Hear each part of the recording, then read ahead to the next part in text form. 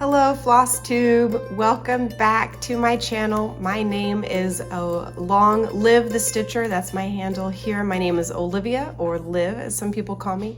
If you're watching this, you must be a lover of cross stitch like myself. My channel is all about my cross-stitching projects, the way I organize and do my cross-stitch, what I'm working on, what I'm passionate about, with a focus of sharing how cross-stitch has really helped my mental health. It's helped me deal with anxiety and the stress of a high-intensity job. So I hope that you enjoy this. If you aren't already a subscriber, welcome. It's so nice to see all of my subscribers and my old stitchy friends. Thank you guys so much for all the comments and suggestions and things that you've left in the comment box on YouTube and on my Instagram channel.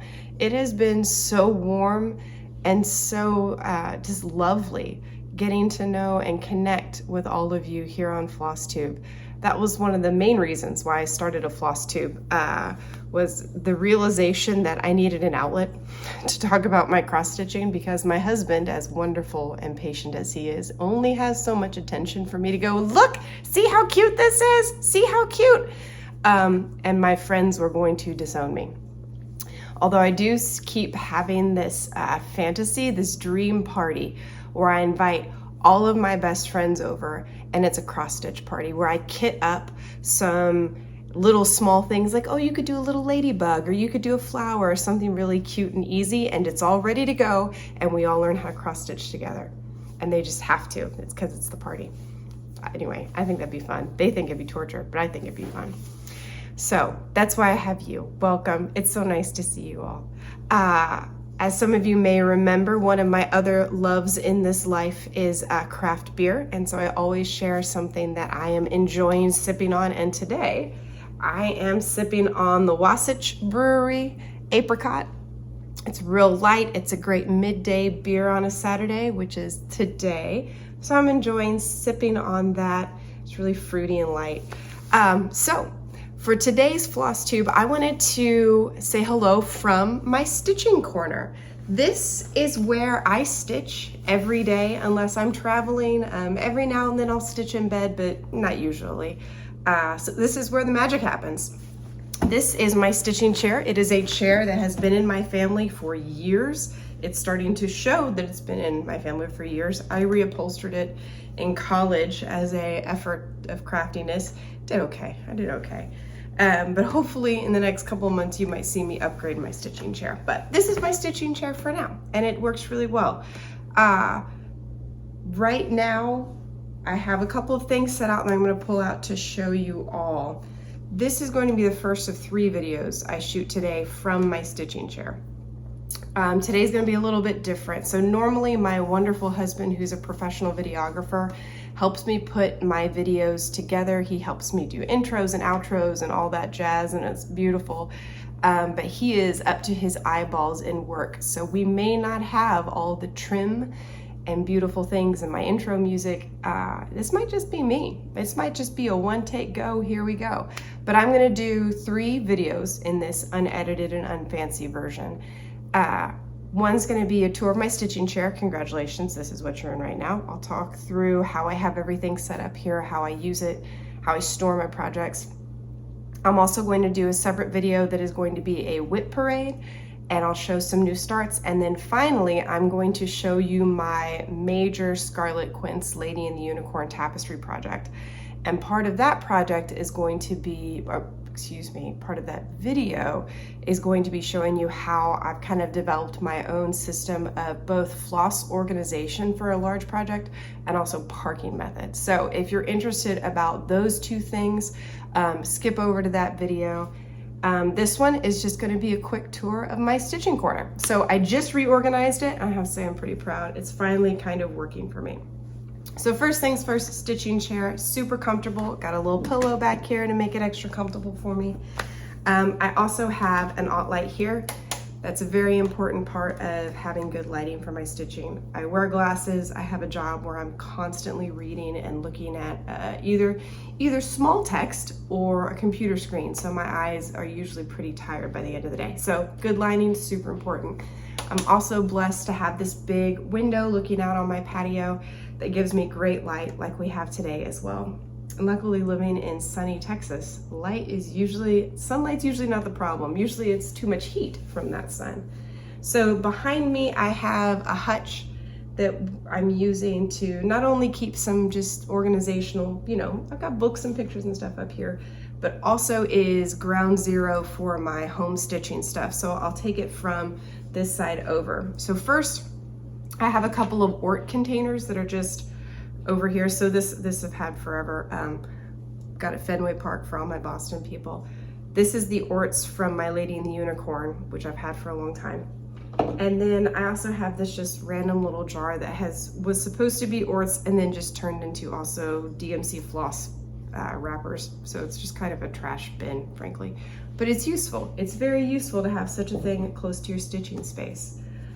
Next, I have a little basket that I keep all of my important must-have in close reach items. So these are my highlighters for when I'm marking off how far I go in a pattern. I have a couple of other writing utensils that I'll use either to make notes on things, like in my notebook, or Sharpies for labeling my floss away bags. I have a container of floss away bags ready to go. And this is here because I have a lot of new starts and I'm outgrowing kind of rapidly my DMC floss collection. So I'm constantly having new floss to put into a bag and label. So keeping that handy for the time being. Also index cards to mark things both for my project bags. I'll write the name of the project and just kind of the pertinent information, particularly to have streamlined to share with you guys. Make it easy and simple, right? So I have my index cards. I keep my massive spool of DMC 310, the black floss. I have a question about this actually. We're gonna pause. So if anybody knows this, you can tell me out. So this is the one that I got. And actually, as I'm looking at it, I think I figured out what was going on. So I was kind of perplexed because one strand is so much thicker than my regular DMC floss. And as I'm reading it, I can see why. It says it's the cotton pearl. So this is a different kind of floss. Now I know. It looks great in back stitching though, I will say that. It really pops because it's a little thicker.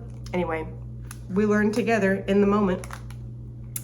I have an extra pair of my beautiful stitching scissors that come in this beautiful container. I love it. Got them on vacation after my other scissors were confiscated by TSA. They're within the guidelines and yet still confiscated. Here I have just a random bag, see if you can see it, a random bag of all the things I use to deal with the extra fabric around a project. So I have what I originally started with are binder clips because I am an office-based woman at my heart. Binder clips are just at the ready at my home. I also have these really nice little clips that are actually made for fabric. Let's see if I can show you. There we go. See these little alligator clips? I got them at my local LNS, Creative Stitches and Gifts. And they are great for fabric. They're really easy on the fabric. I also have one last, and this is a kind of a foreshadowing of my major project. So I have a little girl's hair clip. I had a little girl in my home who is now grown into a young woman who used to wear these hair clips. And I got the idea for using these to help store my threads when I park them for my major project. And like I said, my little girl doesn't wear these anymore, so I went and confiscated all the ones from her room because she doesn't need them and I use them now. And finally, in my little side bin, I have extra needles. So I have the tulip needles that I am oh so in love with now, and then some bowen needles that I purchased before I fell in love with tulip needles. So those are all here, easily accessible for me to pull out whenever I am working on a project. What's even closer to me on the table are things that I used literally moments ago when I was stitching. They are my little snips. These are what I use all the time when I am cutting. I love those beautiful embroidery scissors, but there's an extra step. You know, you have to take them out. You've got to do the thing where you open it and then close it. This, just little one and done, easy. I also have this, it's the needle nest. I got this at my LNS store, and it's just a little magnetic base here at the bottom, and I can just stick all my needles on it. So these are the needles that I've either pulled off of another project. Sometimes they have different eyes, different lengths that'll be helpful. I also got this little tool. It's called a snag nabbit. I'll show this. It is itty bitty, see if it'll focus on it here. It has this kind of like rough side to it, and then it has a very slick pointed side. So the thing with the rough side is if you have an extra thread pull through one of your stitches, like sometimes a stitch will come undone in the back, and then suddenly when you pull through, suddenly you've got a new color coming out. It can be hard to kind of poke that extra thread back through. Goodness knows I have tried. So what this does, the snag nabbit, is you push it through all the way, and it grabs all the extra threads that don't belong and just kind of pulls it out of the way. I'll have to give a demonstration of these. There are lots of them on Flosstube, but a snag nabbit, super helpful. So that is what I have here, as well as my handy dandy stand. So when I saw this in my crafting reuse store that I love, it's called Thistle Creative Reuse up in Denton, Texas. If you have not been, you gotta go. They also have a website. It's literally a thrift store for crafting ideas, crafting materials. Like, what more could you want in this world? It's fantastic. I didn't know what it was, and they literally had to like show me what it is, and it's a little stand. So what I do is I put my pattern on here that I'm working on, and then I can just easily set it here and mark off the stitches as I go on. So that is my little table. And then finally, on the shelf behind me is the basket. I shouldn't say finally, I remember there's something else back there. Second to finally, I have the basket that I keep all of my whips in. So I have my projects that are kitted up in my kit bags. I also have some older things that I don't have kept in kind of my stereotypical, or what I have created as my method. So I've got a dimensions kit that's in a random bag. I have some older things that are literally in Ziploc bags. And I also keep any extra hoops in here because it's so big, it's easy to throw the hoops in. So it's just so easy to when I sit down in my chair, all I do is go, oh, well, what shall I work on today? And I can pull it out, and there's everything in my kit bag ready to go, set it up, turn on my light, and all I gotta do next is pick out what podcast I'm listening to. Lastly, I have a magazine storage holder back here. Boy, this isn't good video if you can't see it. Let's see if I can pull this up on you. Bear with me. There we go. It carries all of my paper things. So I have cross-stitch magazines, I have a cross-stitch book, any other designs that I have printed out. I also have all of my Lady and the Unicorn from Scarlet Quince patterns too. I have all 6 of them. So that we'll get into in a little bit. But here we are. So the last thing, well, the last 2 things that are part of my stitching corner are a rolling cart, and this is something I just got and added to the group. So this rolling cart, let's see if I can get it in frame here. Here we go. Here we go. Oh my goodness, it is sturdy. I will say that. It's a little bit of a honking thing. It's the general 3, you probably have seen it. It's the 3-shelf rolling cart. Oh, here we go. How about we move the camera, Olivia? Perfect. 3-shelf rolling cart. You've probably seen it at Michael's, something like it. Do a little once over perhaps. There she is. Super convenient, I will say that. So I have it all loaded up with the things that I need to easily switch out between projects that did not fit in this space. So this space was kind of getting cluttered up. I had too many things going. My side table is very little. And so the side table was getting just completely overrun. I always have a beverage, be it coffee or water or a beer. And the fear of just knocking it over, especially with my klutziness, it was becoming too real a fear. So this little stitching cart is my solution. So I have everything I need to switch in between projects. On the top, I have some of my general just sewing supplies. This shelf, I keep all of my floss for my Lady in the Unicorn project, which I will go through in a video here in just a second. And then on the bottom, I have additional hoops as well as a clamp for my stitching stand, which I'll show you in just a moment, and a tablet which I use for my Scarlet Quince pattern. So I use their website as I'm checking off my stitches. It's kind of like Pattern Keeper for anyone who's familiar with that program, but just for the Scarlet Quince patterns.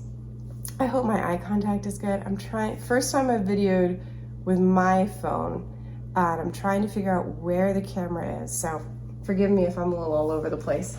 So that is my new rolling cart. I'm a super fan. I can roll it in and out of the way as necessary. And lastly is the newest addition. Forgive me a moment. I got a new stitch stand. And this is something I have looked at for a very, very long time. It is large. Let me see if I can get this in here. You can see it just a little bit. I'll have to give a review of this stand so you can kind of get the scale of how big this thing is. This is a purchase I just made from a creator in the Ukraine who creates these wonderful stands. It is fully adjustable. It is sturdy as all get out. And what I love most about it is for my scroll frames, they just pick up and go on here as easy as that. They fit very, very simply. On my scroll frame. You can, because it's not attached to the frame, I can pull it off, I can work on the back or tuck away threads as I need to. It is a game changer. I absolutely love it. And there's also room to do things like hang my floss off the end. So how beautifully organized is that? So whenever I sit down to stitch, if I'm doing something that is on a scroll frame, or if I change out this attachment here, this can change to a clamp to hold like a hoop if you want it to. I could either stitch holding the hoop, old school style. I could use this, and it really frees up my hands. It lets me do two-handed stitching, which I do really like. Yeah, so this is a game changer. So yeah, this is how I stitch, just right here in my beautiful stitching corner. So that is the tour of my stitching corner. I would absolutely love to see your stitching corner. My organization and ideas are all truly the product of seeing how other people organize their spaces and yeah, how you have your happy little place. So thank you so much for watching. If you haven't subscribed, if you like this sort of thing, I'd love to have you as a subscriber. Say hey in the comments. I'd like to say hello to you as well. I'm trying to say hey to everybody back, so forgive me if it's taking a little while to get to you, but please know that your welcome truly warms my heart. If you're on Instagram, my handle there is the same. It's long live, no E, L-I-V, long live the stitcher. So I will see you next time. Take care.